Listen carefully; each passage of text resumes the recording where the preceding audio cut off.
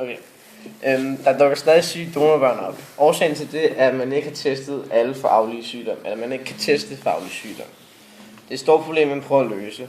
Men som jeg sæddonoren starter her i den danske sædbank. Lad os sige Kryos. Jeg skriver Kryos. Han gør så det, han skal. Han laver noget sæd.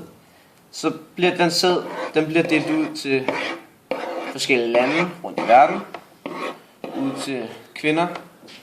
Og så er der så nogle kvinder, der ikke lige får meldt tilbage, at de er blevet gravide. Desværre så har ham her måske, han har en arvelig sygdom. For eksempel NF1. Kvinden bliver så gravid med den sæd her, men hun får ikke meldt tilbage. Så den danske sædbank bliver ved med at sende denne syge sæd ud. Og på den måde opstår der hele tiden nye sygdomme.